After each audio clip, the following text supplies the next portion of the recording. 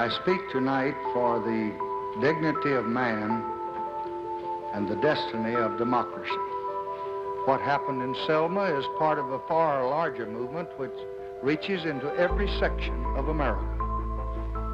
This bill will strike down restrictions to voting in all elections.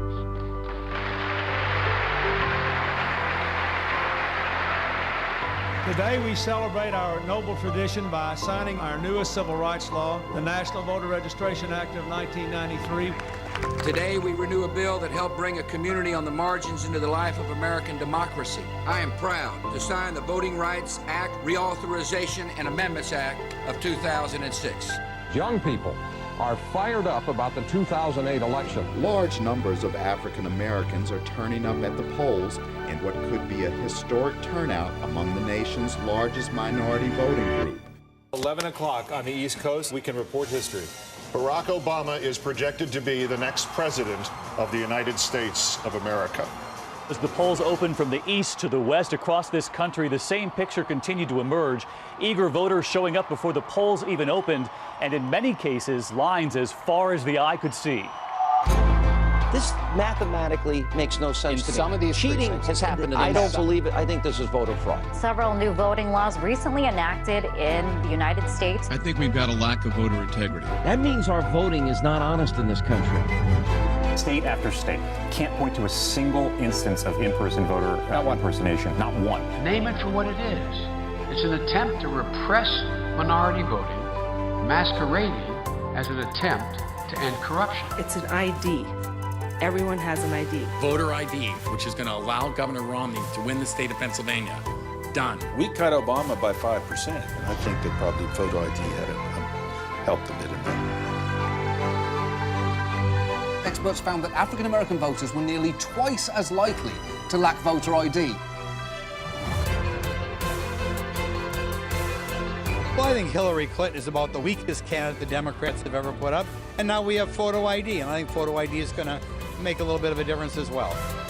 These restrictions on voting are a direct response to the election of the nation's first African American president.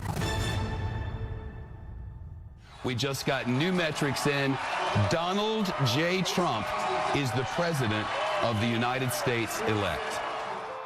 The new Presidential Commission on Election Integrity, established after President Trump, who lost the popular vote, insisted 3 to 5 million people voted illegally. Again, you don't have any hard physical evidence that this happened. More than 20 states say they can't or won't comply with this week's request for voter roll data.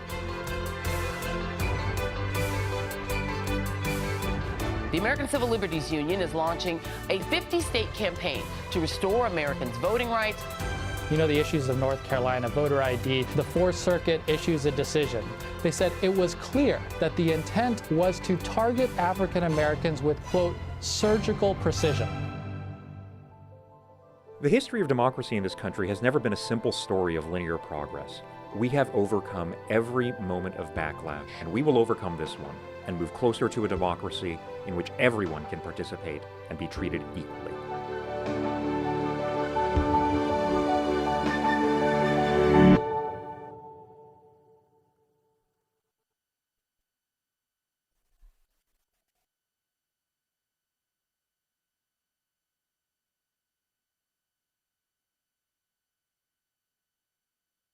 Ladies and gentlemen, please welcome the National Political Director of the ACLU, Faz Shakir.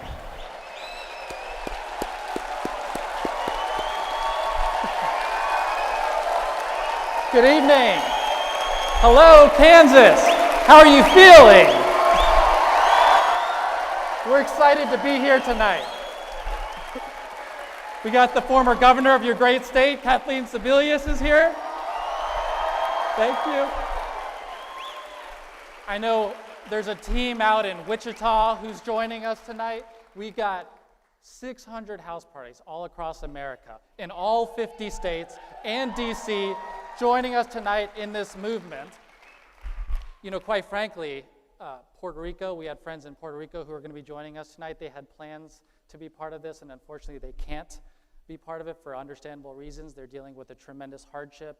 unspeakable difficulties, and they are in our thoughts. And I was reflecting on that this morning.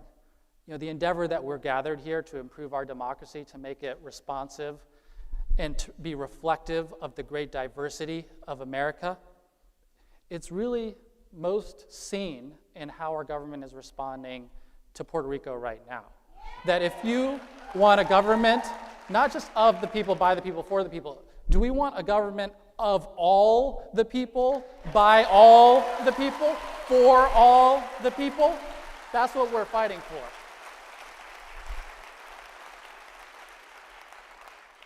So, yeah, I think we should get a moment here to get acquainted with each other. Can you do me a favor and turn to the person to your left and to your right? Just shake their hand and just say hello.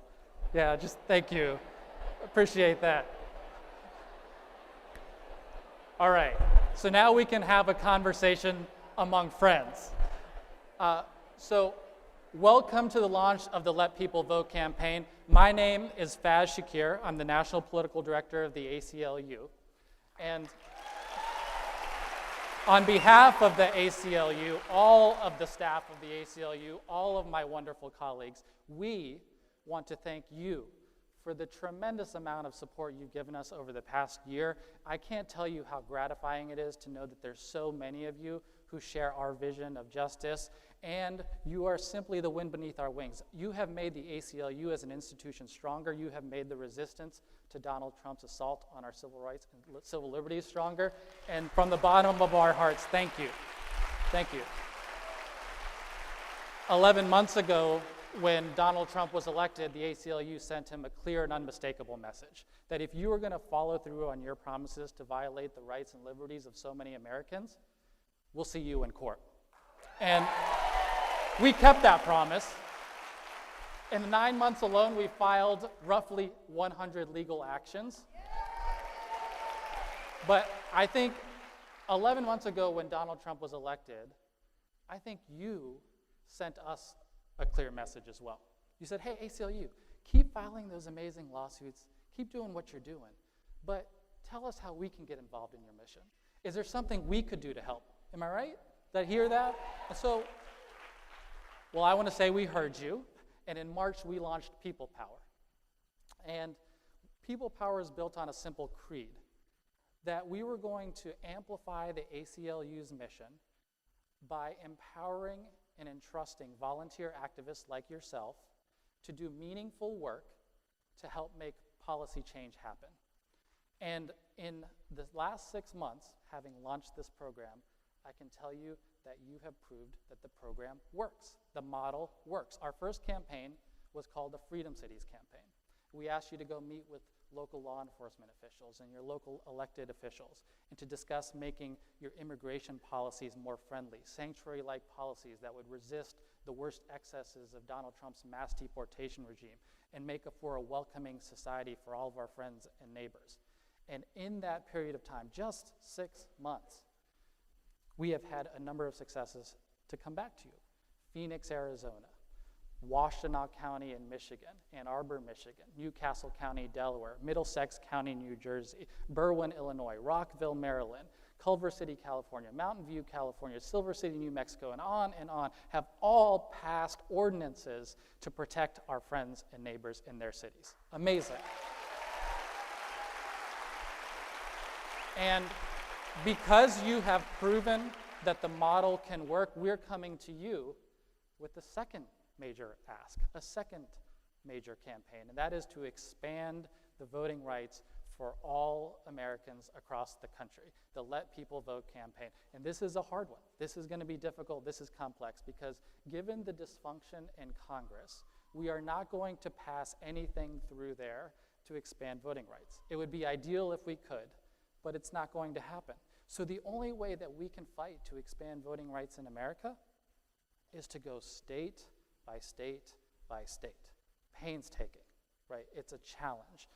The ACLU is well positioned in this regard. We have 50 state affiliates. We have all the resources you've provided us. We have wonderful staff. We have tremendous activists. So it feels like an important responsibility on our part to try to build this nationwide grassroots movement, right? We're going to do it, and you're going to be a key part of making it happen. So we're going to talk about that tonight. Let me briefly discuss the program. So after I get done yammering, you're going to hear from my colleague, Lorella Praley. And Lorella is going to talk about an important immigration fight that's at the front of all our minds right now, which is protecting our friends, our dreamers from deportation. And she is going to lay out a specific call to action that we can all engage in, because you've been fighting on immigration. We're not walking away from immigration. We're going to walk and chew gum at the same time. Fight on immigration and do voting rights, right? So then, after Lorella speaks, we're going to hear from Dale Ho, our organization's top voting rights lawyer. He's going to give you the landscape of voting rights in America. And then we'll hear from a small commission, a small panel talking about the Kobach Commission, Kris Kobach. You've heard of him, I think, yeah? You like him. I mean, he's a Harvard-trained lawyer. He's a smart guy. He's an intellectual person. This is his argument. Guys, there's brown people in America, and they're voting. Oh, no! No, not just brown people. There's black people, too. They're voting. Not just brown and black people. Students are voting. What? 18-year-old Kansas Jayhawk, you think you should be able to vote for the governor of Kansas with a student ID? Come on. So that's Kris Kobach. We'll talk about him in a moment. Then we'll launch the People Power, or let People Vote campaign. Ronnie Newman, my friend and colleague, will be on to talk about that. And then we'll conclude the program by talking about the organizing, how we're going to do it. Becky Bond and Pete Hackman will talk through that. We're going to get all that done in about an hour. So stick with us. A lot to pack in, but it's going to be interesting. I want to take a few minutes here and just reflect on the first 9 months of the Donald Trump presidency. Charles Dickens wrote in A Tale of Two Cities, it was the best of times, it was the worst of times. The spring of hope, the winter of despair. I think that's a bit how I feel. Feels like maybe the way you feel. Let me explain. The worst of times. I mean, so many of the most vulnerable people in our society are getting targeted like they've never been targeted before. Just think of the messages in the past 9 months that Donald Trump has sent to some of the most vulnerable people in our society. We want to wall you out. We want to ban you. We want to surveil you. We want to deport you, detain you, call you guilty without due process, stop and frisk you, take your land and water and build an oil pipeline through it, tell you which bathroom you can't use because you're trans, tell you you can't serve in the military because you're trans, take away your health care. And if you're a woman, make your health care decision for you. And oh, by the way, stop you from voting. You know, it's coming at us. It's coming at us fast. Simultaneously, while he's going after the most vulnerable people in our society, think about what he's telling the most privileged in our society. Hey, if you have a whites-only, whites-power view for America, then you've got an ally in the White House. So that's what we're up against. But I want us all to take heart here for a moment, because the resistance is working. The resistance is working. Think about when Kris Kobach asked all the state attorneys general for voter data, right? What happened? Remember the Republican governor, or Republican state attorney general of Mississippi told him to go jump in the Gulf of Mexico? That doesn't happen if people don't rise up. Remember how you reacted when the Muslim ban happened. People rushed to the airports, and we curtailed the worst excesses of what Donald Trump wanted to do. That whole Muslim ban, he can't even explain anymore what the heck his Muslim ban is. It's been so carved up and full of Swiss cheese of holes right now, right? People rose up and fought him on the Muslim ban. Remember when Jeff Sessions, the Attorney General, recused himself from the Russia investigation? And then we had Rod Rosenstein appoint Bob Mueller, somebody who we think is a straight shooter, to oversee the Russia investigation. That doesn't happen if people don't rise up. Remember, just this week, we fought this zombie healthcare ACA repeal yet again, and we persist. Nevertheless, we persisted, and we saved Planned Parenthood from defunding. We saved our disability community from the deprivation of their rights and liberties, an important fight. We did that because people rose up. And we're going to win again, by the way. We're going to save dreamers from deportation. That's the next win we're going to get. So my message here to all of you is stay strong, persist, Nevertheless, we must persist. We will stay strong. Our bonds with each other during this time are so critical. We get through this period because we are going to get through it together. We're going to get through it with our allies. So many of the wonderful partnerships. I'm going to forget people, but people like Daily Kos and Move On and Credo and Indivisible and Color of Change, United We Dream, NAACP, Planned Parenthood, League of Women Voters, it's Common Cause. There's so many, right? So many people. We're united. Their fight is our fight is their fight, all for one for all. And that's how we're going to get through it. Okay, so here we go. This is how I want to conclude. I seek your feedback directly. We are only as good as the information we get. Please email me directly. I'm going to give you my direct email address. It's fshakir@aclu.org, fshakir@aclu.org. I love hearing from you. You help inform us and make us stronger. And with that, I want to thank you for standing with the ACLU. The ACLU will continue standing up for you. Ladies and gentlemen, please welcome ACLU Director of Immigration Policy and Campaigns, Lorella Pirelli.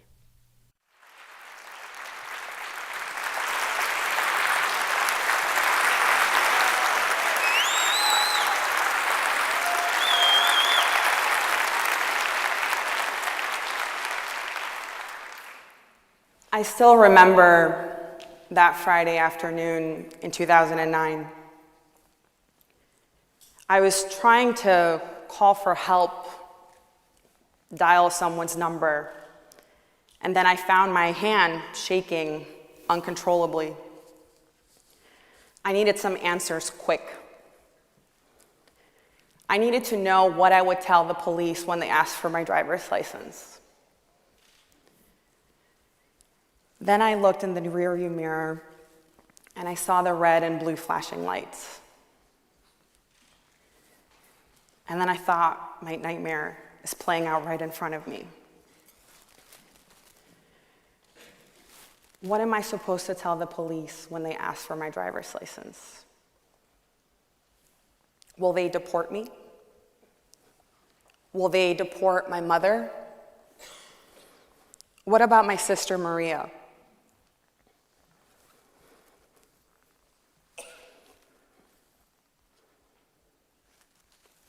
That Friday afternoon changed my life. For years, I had protected my deepest secret. I was undocumented.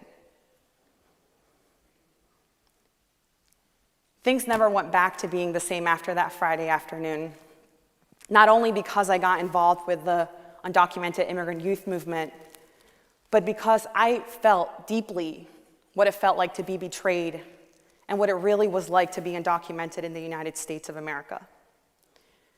In the course of following up with the insurance company about my accident, I found out that my good friend was making a couple $100s every month off of my undocumented status. My mom, Chela, worked really hard to come up with the $400 monthly payments for the insurance. But it turned out she wasn't just paying for our car, she was also paying for his cars. And what's worse is we couldn't hold him accountable. We didn't feel like we could complain because the car wasn't in our name. It was under his name. And so we had to tread carefully. So the daily reality of being undocumented, the fear of being deported, an inability to feel safe when a cop pulls up behind your car, even though your license plate does not say undocumented. This fear that maybe you'll come home and your mom or dad won't be home. Parents all around the country telling their kid, call this number if La Migra comes and get me. Your inability to get your own cell phone plan or to rent your own apartment because you always need to go through an intermediary for very basic things. That is why so many of us came out as undocumented and unafraid. Why we came forward and started to tell our stories and started to show America who we were, that they had nothing to fear because we went to school with your kids, because we worked in the same grocery stores, because we lived in your neighborhoods. And so we fought and we organized And we didn't just tell our stories, we engaged in direct action.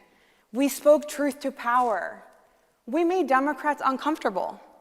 We made Republicans really uncomfortable. But we thought it was our duty to fight for freedom. And all of that led to this announcement in 2012 when President Obama announced a Deferred Action for Childhood Arrivals program, also known as DACA. What does that mean? It means that in the last 5 years, 800,000 young, undocumented people have come forward, trusted the federal government, handed over their information, where they live, where they went to school, where their parents live, how old they were when they entered the United States, all in exchange for this promise that you will have a 2-year renewable work permit and protection from deportation. This was the fight of the dreamers. And we knew that it wasn't enough and we had to continue to fight. And now we find ourselves under the Trump administration. And nearly a month ago, on September 5th, President Trump announced that he would be ending DACA. Anyone hear that announcement? Right. And so ending DACA means, guys, I am no longer undocumented. I am a US citizen. I get to feel a little bit more, I get to feel like I really belong here. I don't have to question whether or not I'm from the United States. I have all of these rights, and I can stand up and fight back. For people like my sister Maria, who's a DACA recipient, a lot has been on the line in the last few months. Right? Sort of this anxiety about whether or not Maria, who came to the United States when she was 5, and by the way, the average age of a DACA recipient when they came to the United States was 6, they're now 26 years old, has to wonder if she can continue to plan out her future, if she has to sort of wait and see. And there is this game that people are playing with the lives of more than 800,000 people because they're holding them hostage while they make up their minds about how they're going to resolve this problem. But I'm here to share with you that we are joining this campaign, and we've been a part of this campaign, the Defend Our Dreams campaign that is put on by United We Dream, so that we can be a part of this fight every day and ensure that people like Maria get to know and feel in their bones every day that America is their home, that we are not going to let Donald Trump deport them, that we are not going to let Republicans in Congress come up with excuses for why they may not be able to move forward legislation. So I want to make a few things really clear today.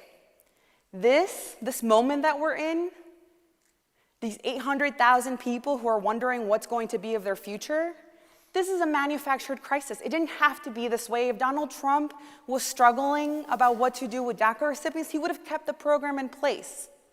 So we're not going to fall for those answers. We're not going to fall for those excuses, and we're going to hold every person accountable. Right?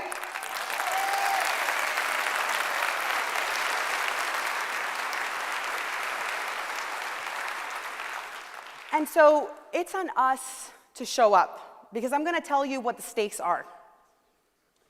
If Congress does not enact a permanent legislative solution with a pathway to citizenship for dreamers in the next 5 months, come March of next year, 1,400, I want you to say that with me, 1,400, one more time, 1,400 dreamers on a daily basis will lose their ability to work in the United States and their protections from deportation. So I just want that to sink in for a second. That's 1,400 people who, for the most part, came to the United States when they were 6 years old, are now in their mid-20s. Some of them are institutions of higher education. Some of them are in high school. Some of them may not know they're undocumented yet. Some of them are in the fields cropping vegetables. Some of them are in the labs finding out what the cure for cancer is. They're all over the place. And if Congress does not pass a DREAM Act, they will lose their ability to work and be protected from deportation. So those are the stakes. So here's what I want you to do. If you're watching this here, if you're watching this right now, I want you to take out your phone. I want to ask you if you will commit to joining the ACLU and fighting to protect and to defend their dreams. So I'm going to ask you if you are ready to defend their dreams. Are you ready? Ready. Are you ready? Ready. Are you ready? Ready. All right, so I want you to take out your phone and I want you to save this number. 1-844-889-DACA. You all can figure that out on your phones, right? If you call this number, when you call this number, it's going to ask you for your zip code. It's going to then connect and make us aware of, it's going to give you our targets to ensure that we can get a congressional fix to this problem. And it's going to make it really easy for you to call and ask your senators and your representatives to stop with the excuses and to put forward a DREAM Act. And I want you, when you call, to make it very clear that the demand is we need your boss to co-sponsor the bipartisan DREAM Act. There's one in the House and there's one in the Senate, and to bring it up for a floor vote. That's the ask. Do you got that? Yes. All right, so I think a lot of people are counting on us. A lot of people want to make sure that, actually, I want to make sure that my sister continues to be in the United States. I want to make sure that Maria wakes up tomorrow, wakes up a few months from now, and knows that we did everything. We put it all on the table. We went out into the streets. We went to town halls. We made ourselves heard, and that people heard that people like Maria belong in the United States. So I'm going to engage in a little chant with you as we wrap up. I'm going to ask you what we do when dreamers are under attack. And you're going to say, stand up, fight back. If you will stand up and fight back only. What do we do when dreamers are under attack? Stand up, fight back. What do we do when they're under attack? Stand up, fight back. What do we do? Stand up, fight back. What do we do? Stand up, fight back. What do we do? I can't hear you. What do we do? Stand up, fight back. Will you stand up and fight back every day until we get legislation passed? Yes or no? Yes. Stand up, fight back. Stand up, fight back. Stand up, fight back. Make sure Kris Kobach hears that you're not going anywhere. Stand up, fight back. Stand up, fight back.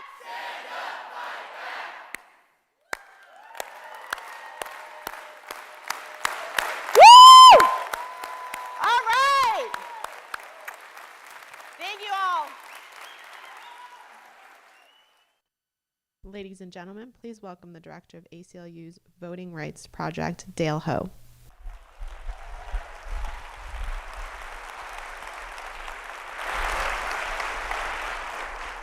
We are in the fight of our lives to defend voting rights in this country. And that was not always the case. Not so long ago, we had a consensus that everyone ought to be able to vote, that voting should be equal and easy, and that everyone should be treated fairly in the process. That consensus gave us 45 years of progress on voting rights, starting with the Selma to Montgomery March and the enactment of the 1965 Voting Rights Act. In 1982, Ronald Reagan signed amendments to the VRA that made it the strongest federal protections for voting rights that we had ever seen. In 1993, Bill Clinton signed the National Voter Registration Act into law, which established the motor voter process around the country. And in 2006, George W. Bush signed the VRA reauthorization for 25 years, which passed 98-0 in the Senate. Then, in the run-up to the 2012 election, 19 states passed 25 laws that made it harder for people to register to vote or cast a ballot. Now, what changed between the 2008 election and the 2012 election? Right? Okay. Well, young people turned out for the first time at a higher rate than we had seen since the 1992 election. And people of color turned out in higher rates than we had ever seen. If you just compare the number of ballots cast, between 2004 and 2008. Latinos cast 28% more ballots in 2008 than they did in 2004. Asian Americans, 20% more ballots cast. African Americans, 15% more ballots cast. Non-Hispanic whites, compare 2004 to 2008, 0.2% more ballots cast. Now, what does that tell you? It tells you that the electorate got a lot more diverse. That's a reflection in part of our country's changing demographics, but it also is a reflection of the tremendous enthusiasm that we saw for the 2008 election, right? And obviously, it resulted in the election of the nation's first African-American president.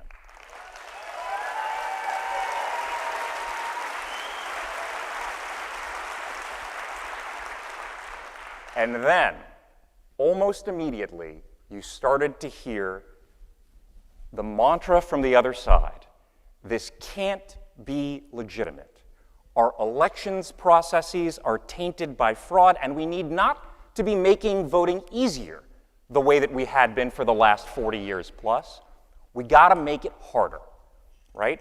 And lo and behold, all of these restrictions, almost without fail, disproportionately affect exactly those segments of the electorate that were emerging in 2008.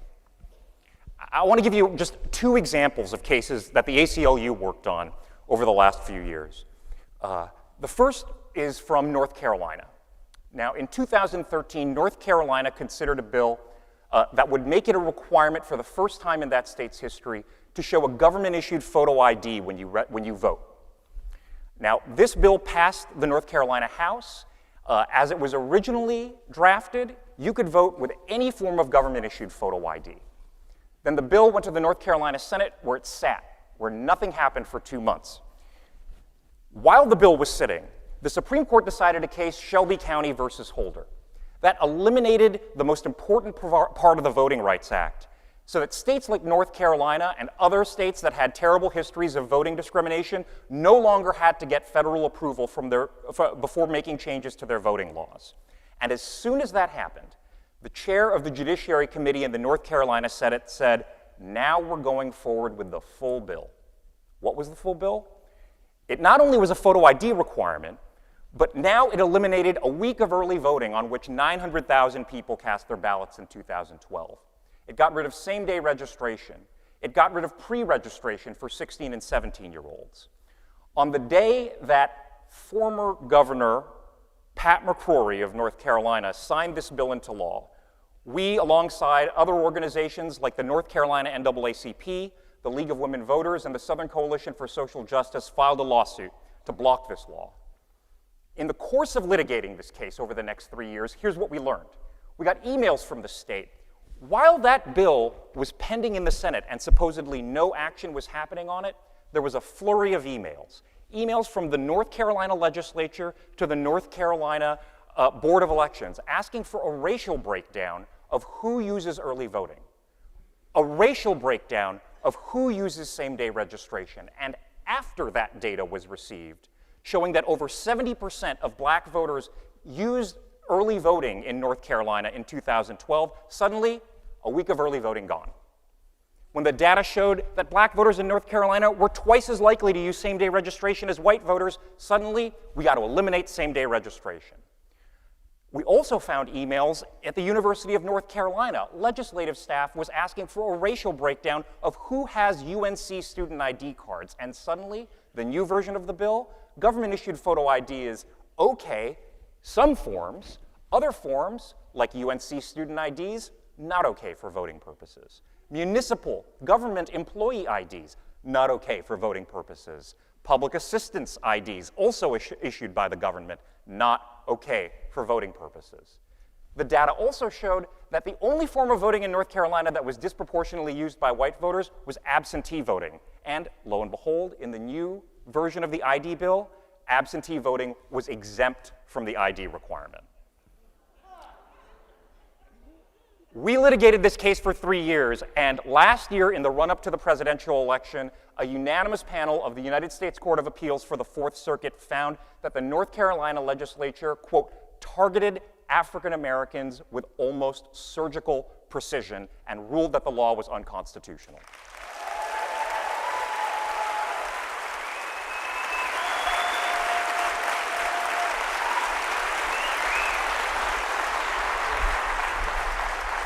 I want to tell you about another law that we litigated briefly. It's right here in Kansas.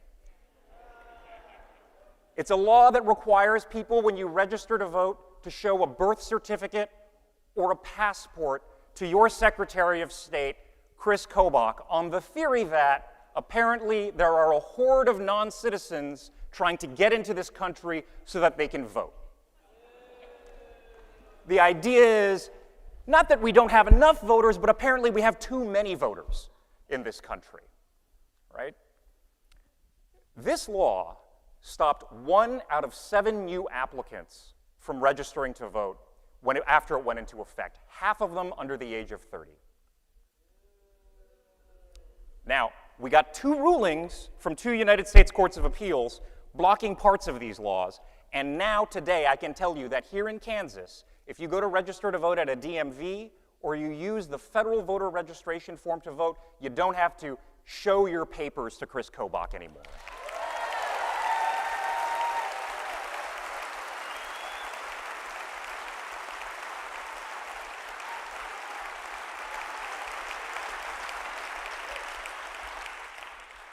Here's the thing, though. Secretary Kobach, he's been fined by a federal magistrate judge for making misrepresentations about documents to the court. Another federal judge has found that he has engaged in a pattern of misrepresentation to the court.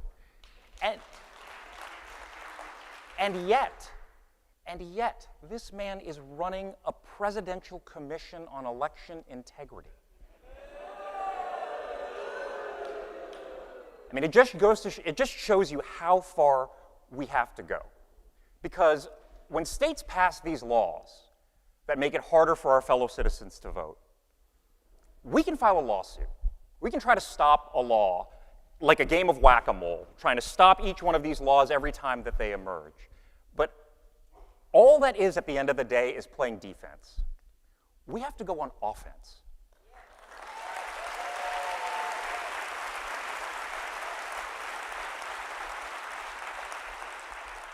We have got to work together to create the kind of just and inclusive democracy that's consistent with our highest aspirations as Americans.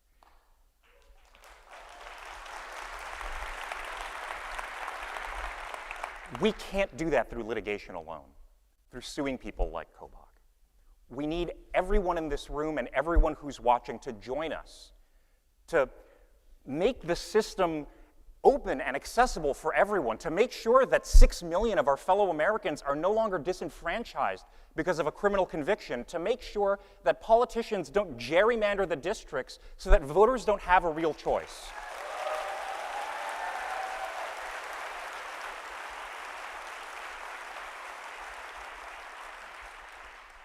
But at the end of the day, the thing that we really have to do is we have to get back to that consensus that we had, that everyone should be able to vote, and that every person's voice matters in our democracy. Thank you.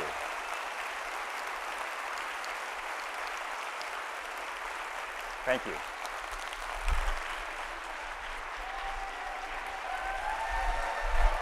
Ladies and gentlemen, please welcome back Faz Shakir.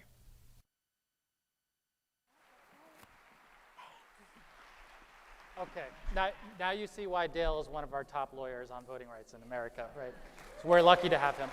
I was just talking to the team backstage. We have hundreds of thousands of people watching tonight. Thank you. They're all using the hashtag #LetPeopleVote, so please join the conversation.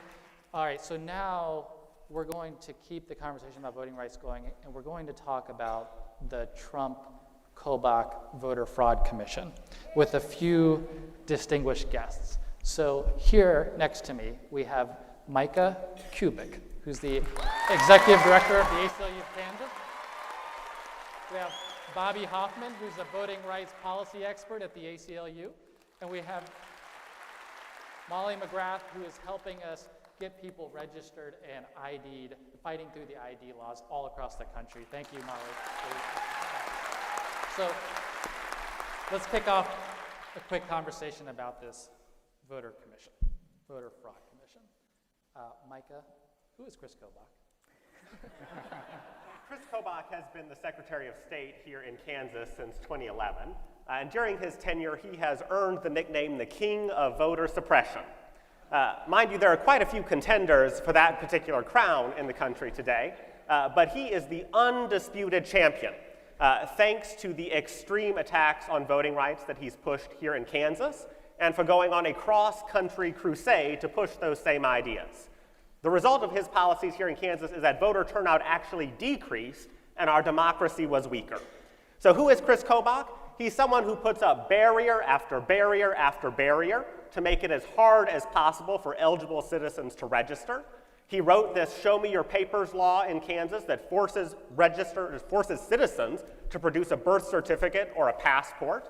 At one point, 1 in 7 new voter registrations in Kansas were blocked because of that law, and tens of thousands of eligible citizens would have been stopped from voting at all if the ACLU, the League of Women Voters, and the courts hadn't intervened.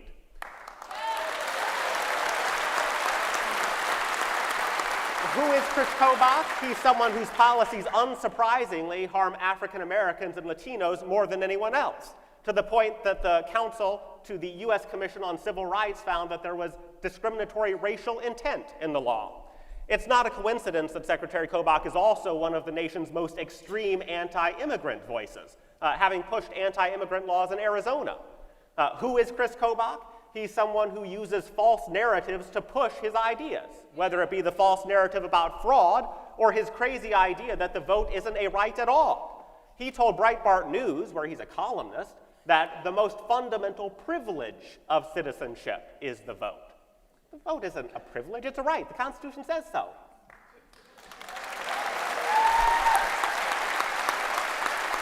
Who is Kris Kobach? He's someone who wants to do to the rest of the country what he has already done to Kansas, which is reduce citizen participation, restrict the right to vote.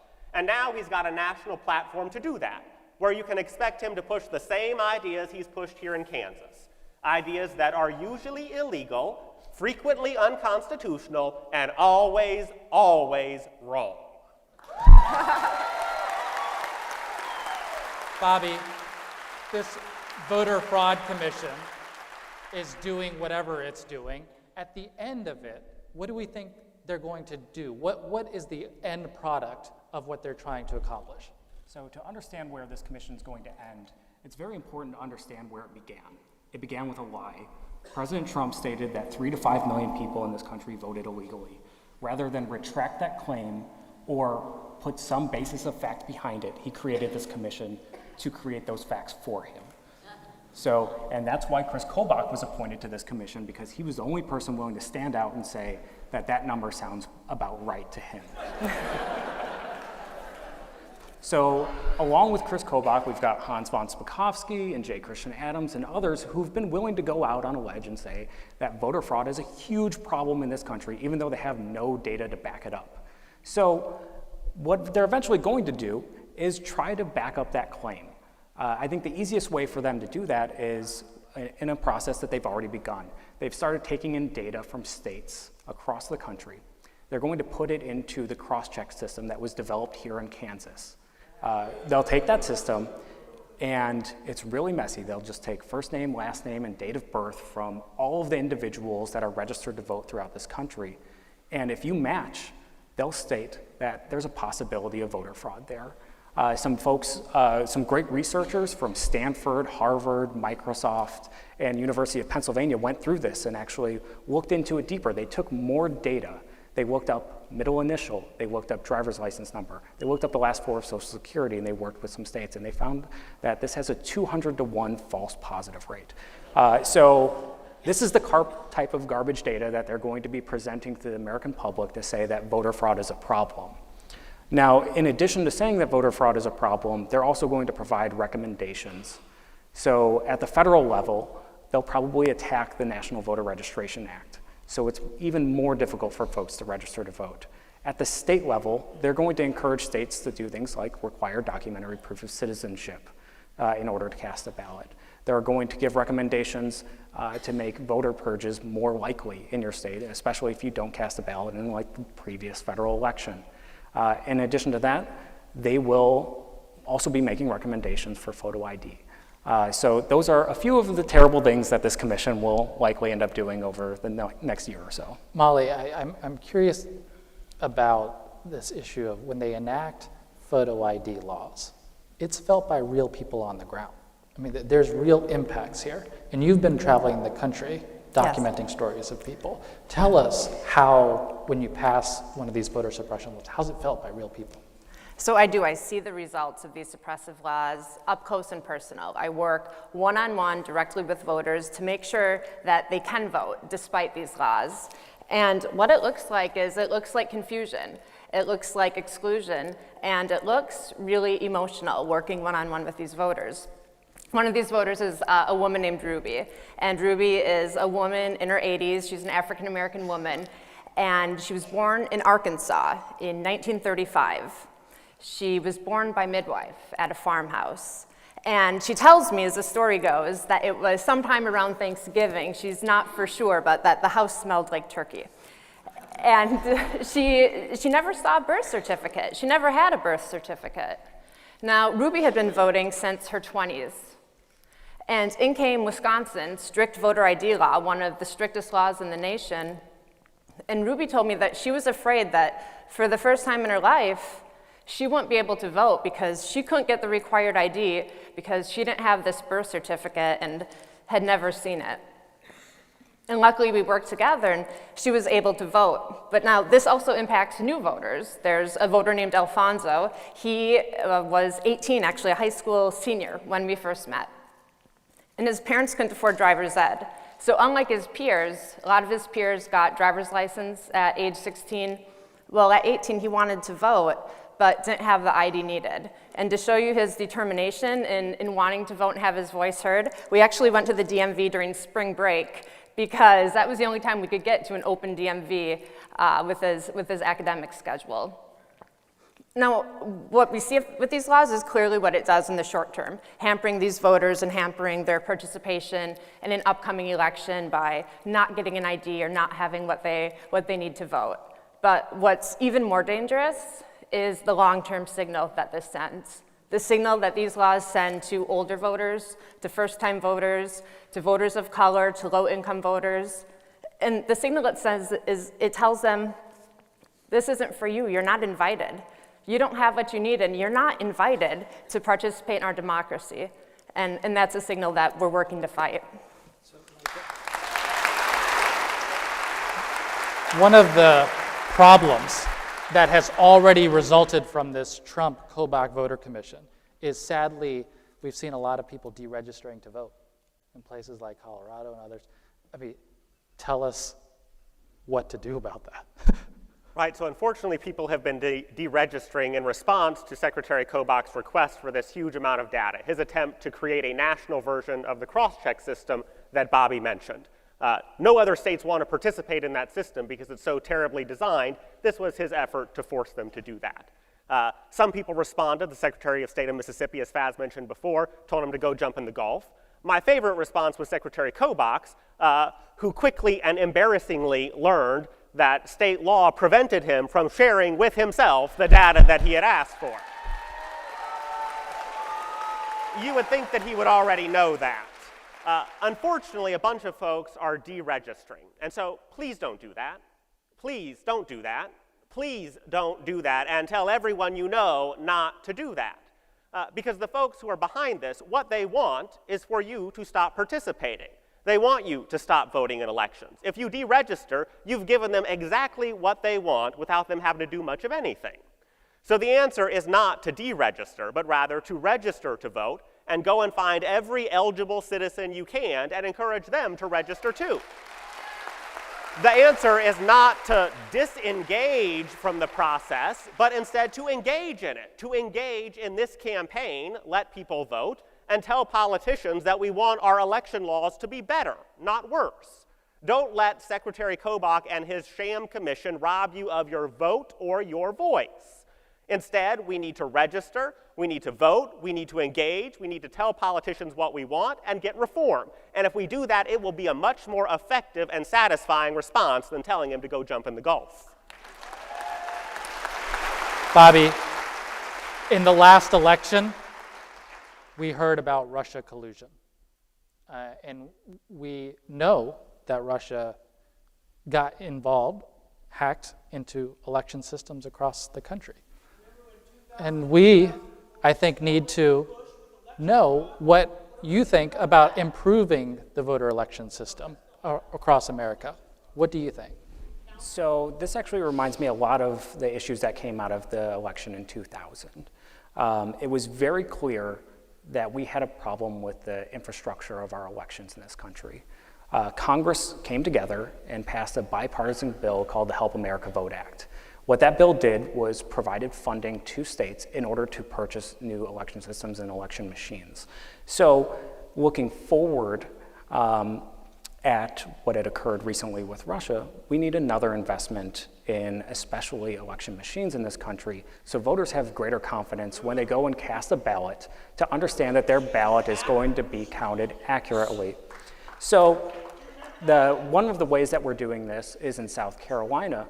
We're going to be working together with our activists and volunteers in order to ensure that that state purchases new voting machines with a paper trail in order, and that's what we're going to be doing in South Carolina going forward. Thank you. Molly, we've heard, you've also traveled the country and you've heard inspiring stories, I think, of people who've helped each other overcome obstacles to get registered and to vote. And I thought we'd close the panel conversation by just giving us some examples of how people have helped their friends and neighbors overcome obstacles. Yeah, absolutely. One of these stories happened actually on Election Day last year. And I received a call from a poll worker who said, I have a 99-year-old man here who doesn't have the ID needed to vote. He rode his bike here, and he doesn't... He also works out almost every day. And he no longer drives, and he has this faculty ID from the University of Wisconsin-Madison, but that won't get him a ballot. And we actually all know him here at this elementary school, this polling location, because he volunteers here. Well, I got in my car, and we went to the DMV and got him an ID, and I learned that this gentleman, Fred, was a 99-year-old man. He was an engineer during World War II and designed airplane parts. And ultimately, we were able to get him to vote, and that was a beautiful moment. But it didn't happen by accident. It happened because of a lot of hands that chipped in ahead of time, hands like volunteers who met with the city clerk to form a partnership so voters in that community could get accurate information and know that help is available. Another volunteer who designed the information and the cards to get these out. Another one who got them at every polling location. And then a poll worker who actually borrowed somebody else's phone because Fred didn't have a cell phone to proactively call me, and then someone else to walk Fred to the curb so we could get him a ballot.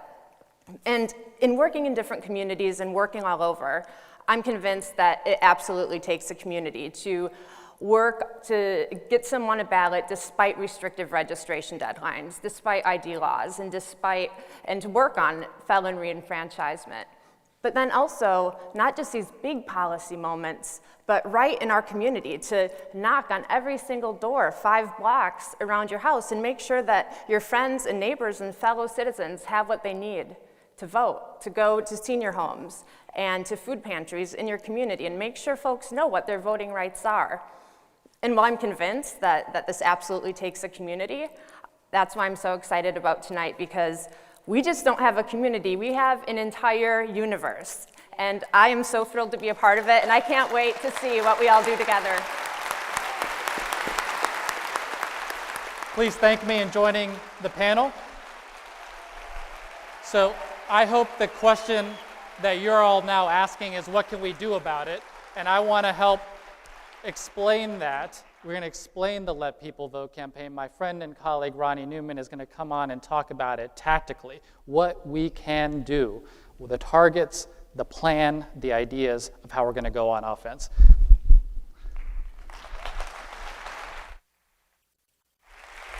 Ladies and gentlemen, please welcome ACLU Director of Strategic Initiatives, Ronnie Newman. Good evening.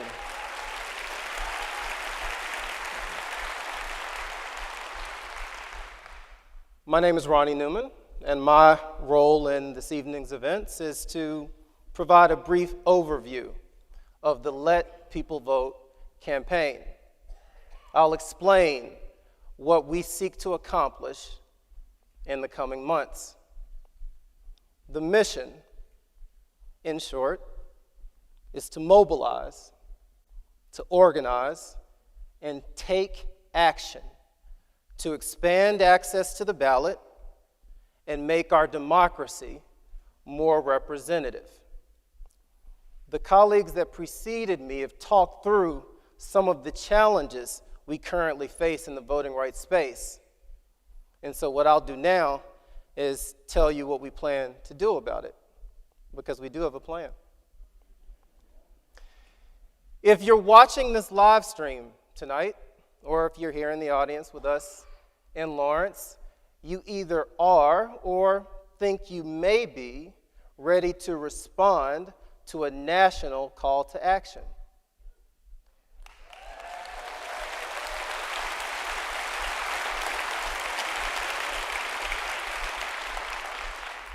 Or perhaps better said, a series of state-specific calls to action.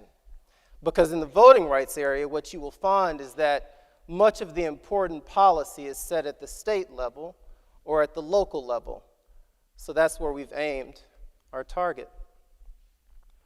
So here's the plan. We've spent the last few months working with our affiliates, our ACLU offices in each and every state, as well as with our close partner organizations, the League of Women Voters, Common Cause, and many, many others, to identify an objective, a goal that we will pursue in each and every state.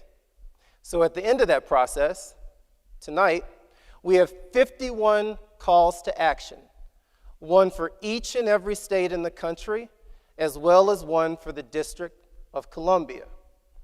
And when you take a look at these calls to action, what you'll see is we've laid out a roadmap from tonight to victory. And what you'll see in those calls to action is that in some cases, we are pursuing major victories. In others, we're pursuing small but really important victories. In still others, we're pursuing what I like to call stair-step victories, victories that lay a foundation for a major victory to come. So, I noted up top that all of the work we're going to do under Let People Vote is aimed at expanding access to the ballot and making our democracy more representative.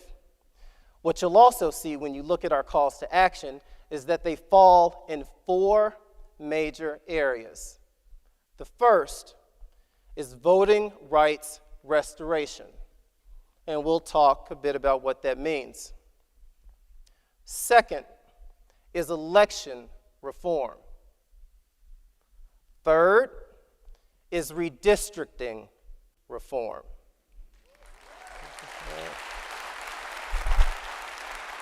I get the sense you guys know what that means. Fourth and final, we'll talk about combating voter suppression.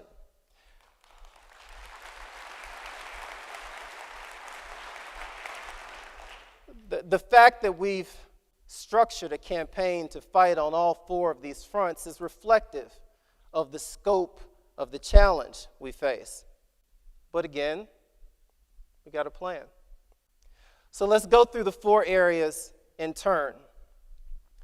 With our voting rights restoration calls to action, in places like Colorado and Minnesota, we are going to work together to ensure that if you lose your right to vote because of a prior criminal conviction, because you made a mistake, or because you made a bad decision, that right to vote is not taken from you for life.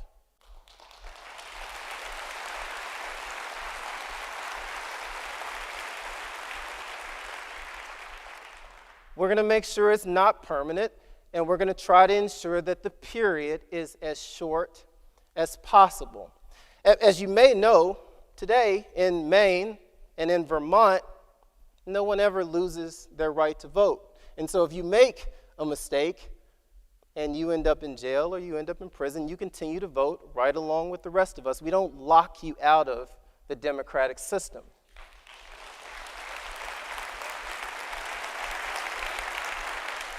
What we want to do is move in that direction everywhere.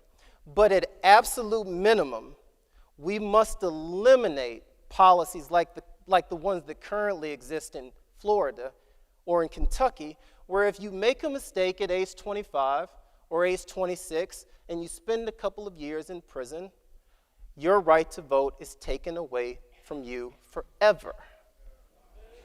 There's no sense in that. There's just no sense in that.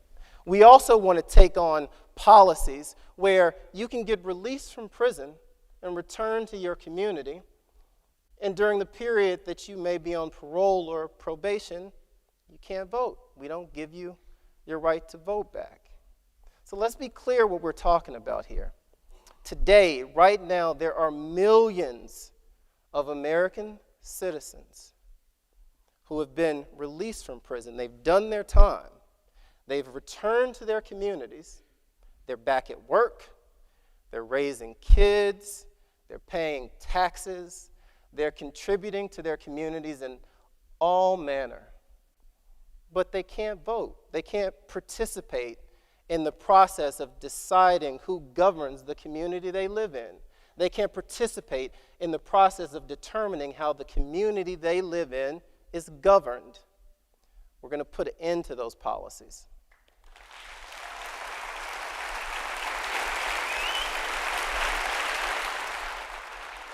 With our election reforms, calls to action in places like Mississippi and New Hampshire, we're going to work to ensure that we remove some of the obstacles and barriers that make it too difficult for eligible voters in this country to vote. For instance, in multiple states, we will be pushing to ensure that you can register to vote on election day. Like, why not? It seems okay, right? In multiple states, we're going to push to ensure that there is a 2-week period in which you can early vote in the run-up to the election. Like, how could that hurt? In other places, we're going to push to ensure that each and every one of us can register to vote online. It's 2017, right? Should be okay. Look, if you have an inflexible work schedule, or if you're a disabled person for whom making multiple trips to the county clerk's office is a genuine burden, we're going to work together to stop government officials and indefensible policies from making you squeeze through a pinhole in order to exercise your fundamental right to vote. That's election reforms. We're going to fight that battle in more than 20 states.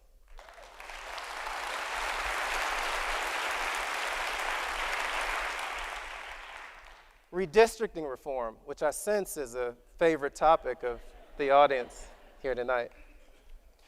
With our redistricting reform calls to action in places like Utah and Indiana, we're going to take on a system in which the controlling political party in the state legislature, be it Republican or Democrat, gets to determine how district lines are drawn, gets to determine how district boundaries are constructed. they ultimately determine who votes for which member of Congress and who votes for which state representative. This is a role they have historically had. The problem is, over the years, and especially with the advent of sophisticated computer-based tools, our state legislators have begun to manipulate this process. They've begun to stack the deck. So we end up with these twisted and contorted and cobbled together legislative districts that are in shapes we don't actually have names for. We end up with states where the electorate is split roughly 50-50 between Republicans and Democrats, but then you look at the state legislature and it's 70-30 or 75-25. It's a gross abuse of power. Legislators are choosing their voters, not the other way around.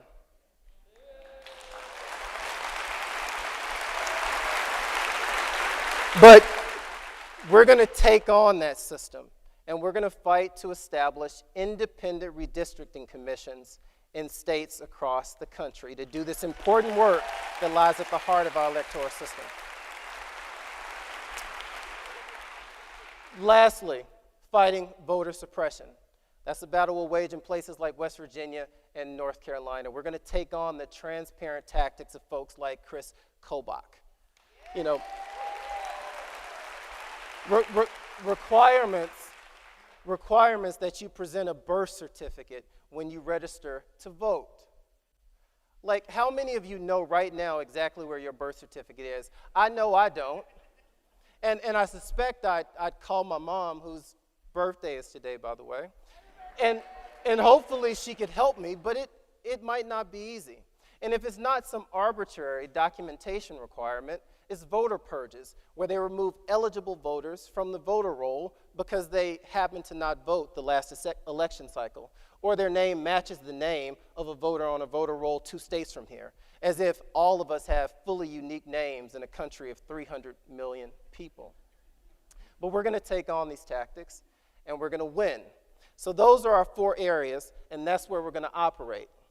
So find your state-specific plan of action. I'm sure many of you have them sitting before you right now, but if you don't, you can go to peoplepower.org and print it out right now. If you're in Florida, you'll find that we'll be working with the Second Chances Ballot Initiative movement to end one of the country's worst felon disenfranchisement policies and restore the vote to 1.5 million people. In Virginia, we will push the General Assembly to establish no excuse absentee voting, because if you'd rather vote 3 days before Election Day than on Election Day, why would we stop you? In Georgia, we're going to take on the issue of partisan gerrymandering, and we're going to push the state legislature to give us the independent redistricting commission that we need. And in West Virginia, we're going to tell the Secretary of State that it's time to withdraw from Kris Kobach's cross-check system. The time has come. So wherever you live, we have a plan, and it's time to go to work. My colleagues, Pete and Becky, are up next, and they're going to talk through how we're going to get the job done, how we're going to move from that piece of paper to the victory circle. So thank you for letting me participate tonight, and I look forward to winning a whole bunch of voting rights battles across the country with you. Thank you.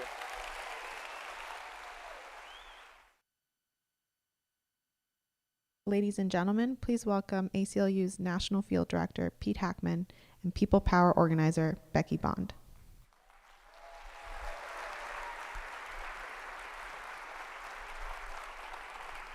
All right, now we're going to talk about how we're going to get to work. All right, is anybody ready to get to work? All right, and if you're sharing how you're ready to get to work and what you're going to do to get to work with your social network, we want to urge you to use the hashtag #LetPeopleVote, okay? #LetPeopleVote. Now, this isn't because amazing things happen when you tweet. It's because this is where you're going to be recruiting even more people to come and join us. All right, now people power is a grassroots organizing force. You are a grassroots organizing force, and people power was unleashed by the ACLU in response to Trump's attacks on our Constitution and our communities.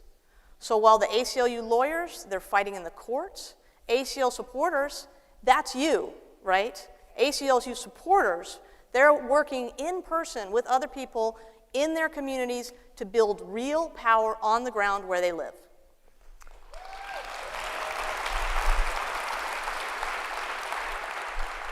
Good evening, I'm Pete Hackman, the ACLU Field Director.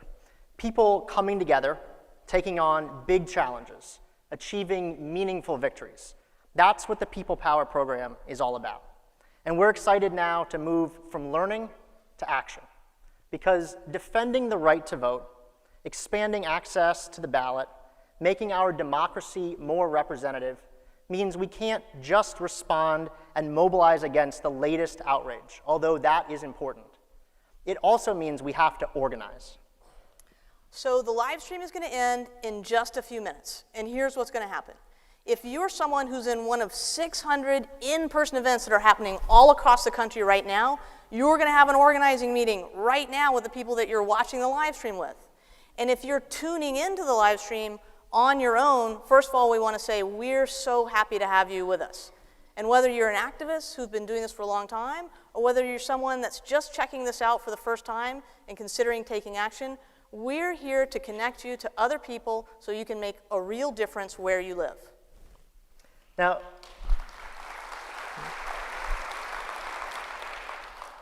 this campaign may be different than other national efforts or local campaigns you've been a part of. As you've heard, there are 51 different campaign plans, one for every state in Washington, D.C. And that's because no one size fits all. The plans, as you've heard, are developed by ACLU staff working closely in coordination and coalition with partner groups on the ground. That means that the legal and policy expertise, some of which you've heard about tonight, comes to bear and is combined with that local knowledge that you can only have if you're in a state. We've identified goals that are the most impactful, have the best chance of success, and are the most appropriate for the unique circumstances, processes, and laws in a given state. The second thing that's a little bit different is we're going to ask you to come together, to organize and work for months, maybe longer. This is not a one-time action. See, the people who are trying to suppress our votes, who want to silence your voice, have been at it for decades. That means we, in this big, critical fight, have to work just as hard, for as long as it takes, in order to ensure that we can be victorious at the end of this.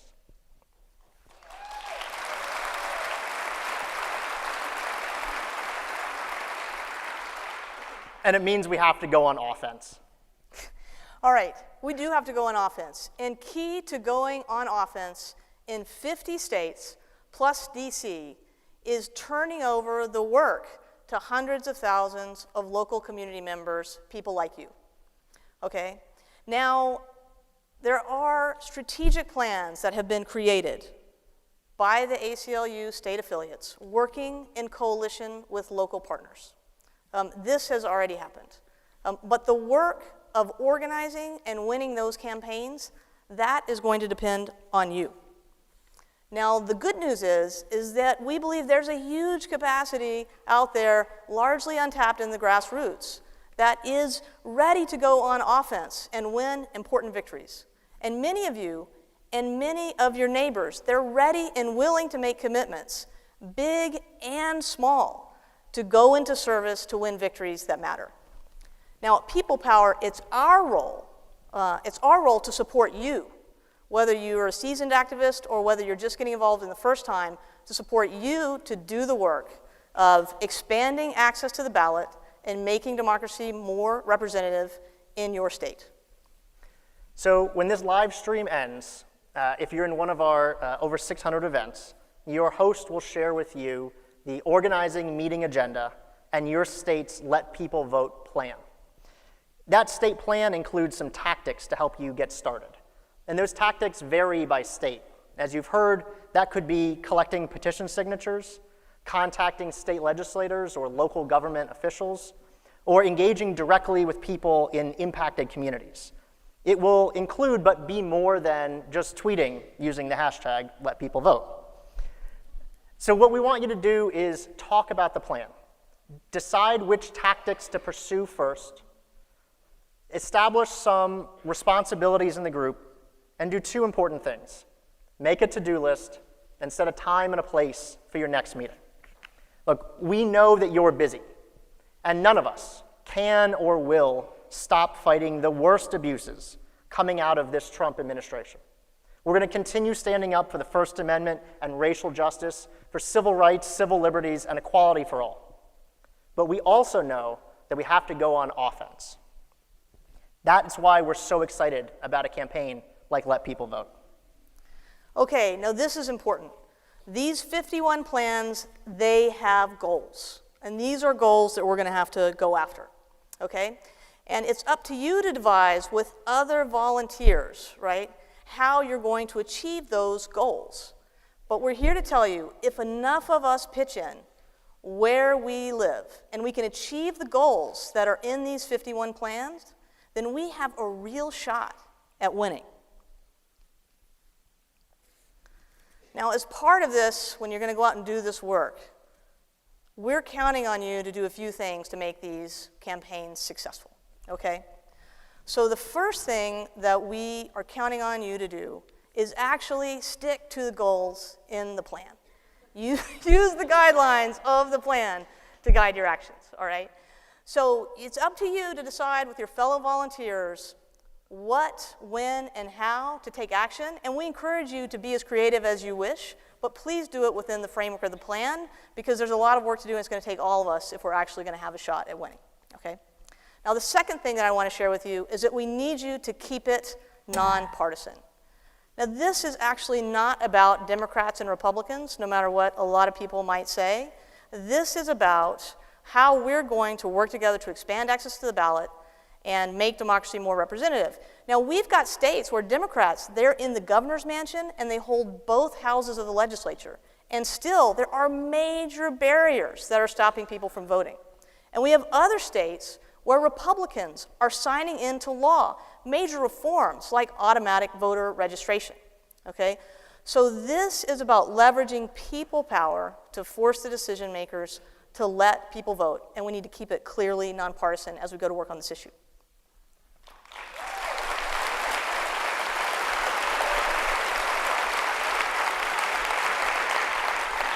Now, we also need you to remember that you're part of a movement, okay? We're asking you to get together with other volunteers under your own initiative and tackle the goals in these plans. But we're also here to tell you that we have amazing local partners and we have state ACLU affiliates. And if we're going to win, you're going to have to work not just with your fellow volunteers, but you have to work with them too. Now, a lot of people that are getting involved, you know, maybe they're new to politics, or maybe you've been involved but this issue is new to you. And we want to make sure that you know that there are local groups working in states that have been doing this work for decades. And if we're going to win, we have to work with our local partners and our state ACLUs, but we also need to get together with volunteers and not be held back in doing the work of these plans as outlined in the goals. Okay, and finally, I want to share with you that we're counting on you to do is to understand that you are the most powerful when you advocate as a concerned and engaged member of your community. So this is important to note, okay? You are not a staff member of the ACLU, you are people power. You are volunteers coming together under people power to execute a campaign to let people vote. And it's really important that local elected officials, press, or other decision makers don't confuse you with the staff of our local ACLU affiliates, because this can hurt our campaign. But it's also important for you to know, and Pete and I know this, that we have local ACLU staffers, and they're talking to these decision makers, and they're making the case every day. And you know what, we just don't think that, we think that's great, but we just don't think it's going to be enough. And we believe that what's going to put these campaigns over the top is when concerned and engaged voters and community members Go to their elected officials, go to the decision makers in overwhelming numbers, and let them know that their constituents expect them to let people vote. And I want to echo, go ahead, yeah.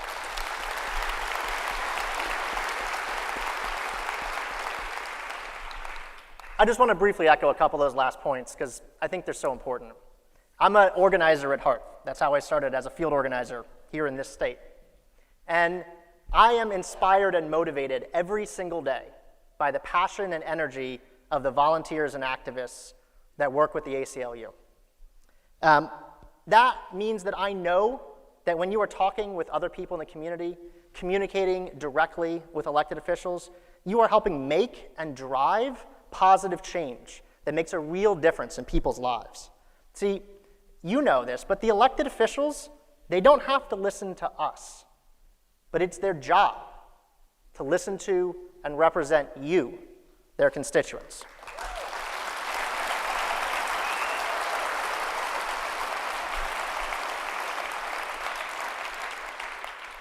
So what you're going to do is you're going to raise the volume on voting rights issues so that all of these decision makers understand how many of you care and how much you care. And they understand that they are going to be accountable for the decisions that they make. Sure. Look, when they decide whether to make voting easier or harder, I want them thinking about you. Not some special interest donor who's afraid that a 95-year-old woman who just happens not to have a driver's license will go vote in the next election. When they decide whether to reform a broken, partisan, unfair redistricting process, I want them thinking about you, not Democrats or Republicans. Voting rights decisions should no longer be made hidden away in some back room, benefiting just a few politicians at the expense of all of us.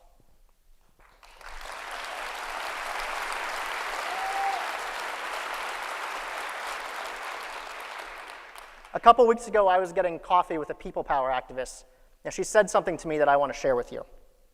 She said, "I do this because I love my fellow human beings, even if they don't all love me. Now, I know I can make a difference for someone else, but I didn't understand my power before. I'd never been to the state capitol. Now I know the legislators, their emails, their phone numbers, their staff, and they know me. They follow me on Twitter." You're probably watching her tweet the hashtag, let people vote right now. They recognize her at events. And she said, they know that we have a group of people committed to working on these issues. What I know is that there are thousands more people like her in the People Power program. If you're joining us at home in one of these 600 events, she could be sitting right next to you. She could be in this audience here. I also know that in this campaign, there will be thousands and thousands more who find your voice and your power. And the cause of voting rights in this country will never be the same again because of you.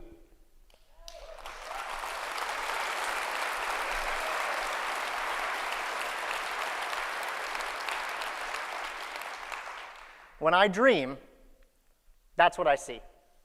I see you making this a reality in every state capital, in every county, and every town across this country. And along with the work of the affiliates and the partners working on policy and media and advocacy, I know that what we can accomplish together can be the difference between defeat and victory. You've heard a little bit tonight about some of those successes. In Phoenix, Arizona, there was a campaign that was committed and thoughtful and determined, and they succeeded. The Phoenix Police Department implemented huge steps to protect the constitutional rights of people who live in and visit Phoenix. You did that.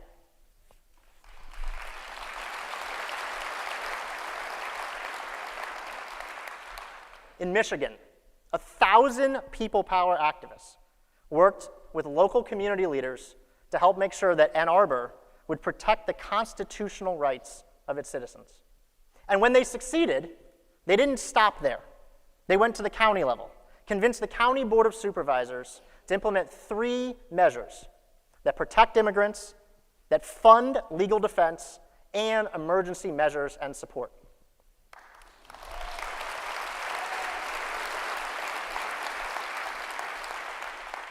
We're getting close to the end, so I won't try to do all the rest. These are just 2 of the success stories of people power activists already this year. And so, with due apologies to Margaret Mead, I would like to let you know that whether you are joining in the live stream, at a small group or a large group, you are part of a family of committed, determined people who together are going to change the world.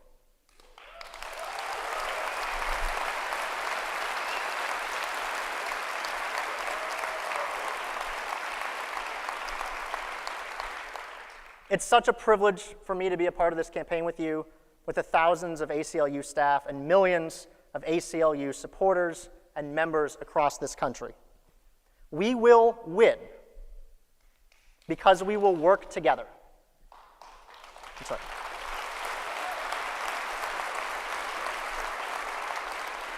Staff, activists, volunteers, people in impacted communities, allies and partners alike.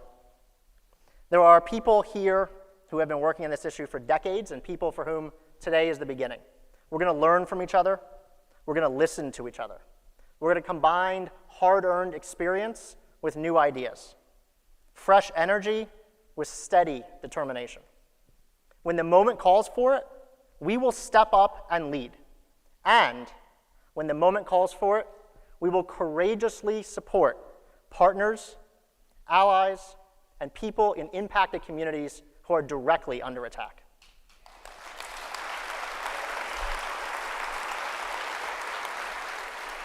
Okay, so I think a lot of us are feeling pretty inspired, but we also want to be really honest. This is going to take a lot of work. It's going to take a lot of work to change things. And so what we're inspired by, sort of unbelievably inspired by, is how many people are attending these in-person events and are tuning in to the live stream so that they can learn how they can go on offense and be part of this campaign so ambitious, 50 states plus DC, in order to change our laws and let people vote. So here's what's going to happen now. If you are someone who's in one of these 600 organizing meetings, it's time for you to turn off the computer and have your organizing meeting. Okay? And before you leave tonight, we want you to decide, if you've reviewed your state plan, we want you to decide on a tactic, and the next time you're going to meet, and you will have been started on the work.